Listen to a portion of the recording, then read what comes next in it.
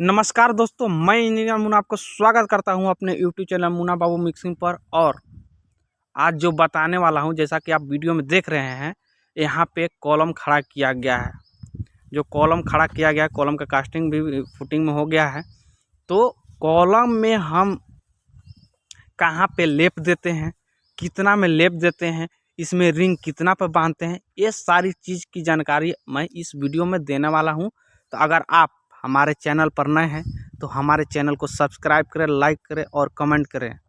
तो चलिए मैं बताता हूं कि जो हम कॉलम में लैप देते हैं वो कितना में देते हैं। जैसा कि आप देख सकते हैं, अगर आप कॉलम में, जैसा कि आप यहाँ देख सकते हैं, कॉलम में अगर 6 बार का यूज कर रहे हैं तो उसमें 50% में आपका लेप होगा। जैसे कि 50% कम कहने का मतलब आधा। अगर 6 बार है तो उसमें आप 3 बार में लेप दे सकते हैं। जैसा कि आप यहाँ देखिए, हर कॉलम में ऐसा ही किया गया है। हर कॉलम में जैसे 6 बार यूज किया गया है तो 3 बार छोड़ा गया है और 3 बार ऊपर छोड़ दिया गया है। मतलब जब भी अगर आप एक कॉलम में 4 बार का यूज कर रहे हैं, 4 रड का यूज कर रहे हैं, तो उसमें 2 रड छोड़ना चाहिए, वो भी अल्टरनेट। जैसा कि आप यहाँ देख सकते हैं, इधर में एक जगह पर छोड़ा गया है, एक गलत है, एक जगह पर नहीं छोड़ा गया है। लेकिन आप यहाँ अगला कॉलम में आप देखिए, जैसा कि आप दिखाना चाहूँगा मैं जूम करके, यहाँ देखिए, इस कॉलम में अल्टरनेट छोड़ा गया है। ये तरीका सही है, लेकिन इस कॉलम में आप देखिए एक ही जगह पे 2 रड छोड़ दिया गया है। तो एक ही लेपिंग जो जोन होता है एक ही जगह में नहीं होता है, आपका अल्टरनेट में होता है। और जो लेप होता है कम से कम 1 मीटर, ऐसे IS कोड के अनुसार 50 डी लेप होता है। मतलब 50 डी का मतलब दाया। 50 में अगर 10 mm का लेप दे रहे हैं, 10 mm का सरिया है, तो उसमें 10 से गुना कर देंगे तो 10 500 हो जाएगा। लेकिन कम से कम आपको 1 मीटर का लेप देना चाहिए और 50% में देना चाहिए। और जो रिंग का आपका साइज होता है, जो रिंग का देने का जो आपका डिस्टेंस होता है, कम से कम आपका बीम में 8 इंच से कम में आपका रिंग नहीं बनना चाहिए, स्टीरोप नहीं बनना चाहिए। जैसा कि आप यहाँ देख सकते हैं, हर एक रिंग 8 इंच पर बना गया है। कहीं कहीं लोग 6 इंच पर ही बांध देते हैं। और बीम में, कॉलम में आपको 8 इंच पर हर जगह पर देना है, बीम में 6 इंच पर से कम नहीं देना चाहिए। जैसा कि आप यहाँ देख सकते हैं, हर कॉलम में जो रिंग बना गया है 8 इंच पर बना गया, ये बिल्कुल सही हुआ है। और जब भी आप लेप दे तो कॉलम में जो लेप होता है आपका 1 मीटर का लेप दे। और एक ही जगह पर लेप नहीं होगा, एक जगह पर लेप कभी नहीं देना चाहिए। जैसा कि एक मीटर ऊपर में छोड़े और एक लेप जो है 1 मीटर नीचे में छोड़े, तब भी जैसा कि आप वहाँ पे देख सकते हैं, एक आगे कॉलम है वहाँ पे ऐसा ही छोड़ा गया है। तो आप ऐसा करें, ये ना कि एक ही जगह में सारा बार को छोड़ दे और लेप, क्योंकि हर टेंशन जोन एक ही जगह पर हो जाए तो आपका जो कॉलम का मजबूती अच्छे से नहीं आएगा। इसलिए जब भी आप अपने कॉलम में लेप दे तो लेप देने के लिए 50% छोड़ दें। मतलब 6 अगर रड का यूज कर रहे हैं तो 3 रड छोड़े, और वो भी अल्टरनेट छोड़ें, और 1 मीटर की दूरी पर कम बेसी पर छोड़ें, ताकि आपका जो कॉलम है पूरा मजबूती से पकड़ बना सके और आपका कमज़ोर ना हो सके कॉलम। इसलिए आप जब भी अपने कॉलम में लेप छोड़े या कॉलम का कास्टिंग करें तो उसमें अल्टरनेट करें। जैसा कि आपने वीडियो में देखा होगा कि मैंने बताया था कि कॉलम में रिंग कहाँ पे लगेगा, कॉलम में लेप कहाँ पे होगा, ये सारी चीज बताने के लिए।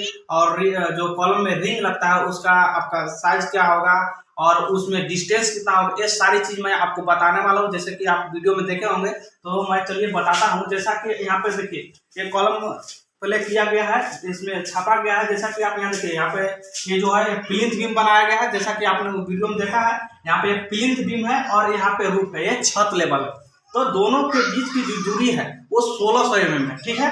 तो जो हम अपने कॉलम में लेपिंग देते हैं, जो जिस कॉलम में हम लेप देते हैं, वो L बाई छोड़ कर ही लेप देते हैं। दोनों जंक्शन से छोड़ L बाई 4 छोड़ कर लेप देते हैं। जैसा L बाई 4 कहने का मतलब कि जिसका अगर कॉलम का डिस्टेंस प्लिंथ लेवल से लेके और रूफ लेवल, छत लेवल तक जितना उसका दूरी होगा उसका L बाई 4। जैसा कि आप मैंने यहाँ पे दर्शाया है, टोटल जो दूरी है 3200 mm है। 3200 mm में L बाई 4 मतलब 800 mm होगा। तो 800 mm नीचे से और 800 mm ऊपर से, जैसा कि मैंने यहाँ दिखाया है, 800 mm ऊपर से और 800 mm नीचे से छोड़कर ही हम अपने कॉलम में देते हैं। क्या देते हैं? लेप देते हैं। जैसे L बाई 2, जहाँ पे मेरा L बाई 2 होगा, यानी जहाँ पे आधा बचेगा, 1600 mm बचा, उसमें ही हम लेप देते हैं। जैसा कि जो हम लेप देते हैं वो 1 मीटर कम से कम लेप देते हैं, 1 मीटर के डिस्टेंस पर लेप देते हैं।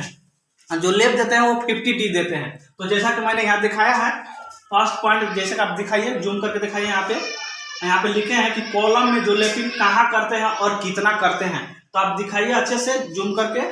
पहला जो पॉइंट है, जंक्शन से L बाई छोड़ कर देते हैं, छत और प्लिंथ। जैसा कि मैं यहाँ जंक्शन से, पहला पॉइंट क्या है, जंक्शन से L बाई 4, मतलब ये एक जंक्शन प्लिंथ लेवल हो गया और एक जो जंक्शन हो गया आपका छत लेवल हो गया। तो जंक्शन से L बाई 4 छोड़कर क्या करेंगे, L बाई 2 में हम लेप देंगे, जैसा कि आप यहाँ देख सकते हैं। दूसरा है 50% में लेप देते हैं। 50% कहने का मतलब कि अगर आपके कॉलम में 8 बार यूज हो रहे हैं तो 4 बार में क्या करेंगे, लेप देंगे, और 4 बार में जो लेप देंगे अल्टरनेट लेप देंगे, एक ही जगह चारों बार को नहीं छोड़ देंगे, अल्टरनेट में लेप देंगे।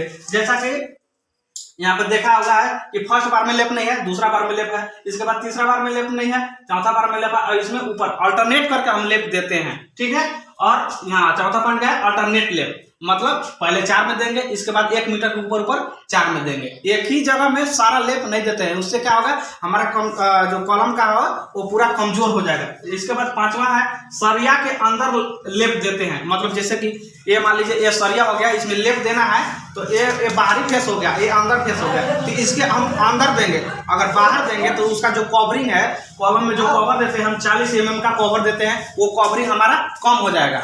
और प्लस में डाया भी आपका जो 16 mm का अगर कॉलम यूज करें तो 16 में वो भी कम हो जाएगा, तो ज्यादा कम हो। इसलिए हम जब भी लेप देते हैं तो अंदर की ओर लेप देते हैं और यहाँ पे जैकल मार देते हैं, ताकि नीचे वाला रड के सामने ये आपका पूरा बराबर हो जाए। और कवरिंग उसमें देते हैं जो 40 mm। जब भी हम लेप देते हैं 50D जो लेप देते हैं, तो जो ऊपर से जो सरिया आएगा उसका डाया लेंगे। अगर ऊपर से 12 का सरिया आ रहा है तो 12 का डाया लेंगे, अगर नीचे 16 लगा है ऊपर 12 लगा, 12 से आ रहा है तो 12 का लेंगे, नीचे 12 लगा है ऊपर 10 आ रहा है तो 10 का डाया लेंगे, वही लेंगे।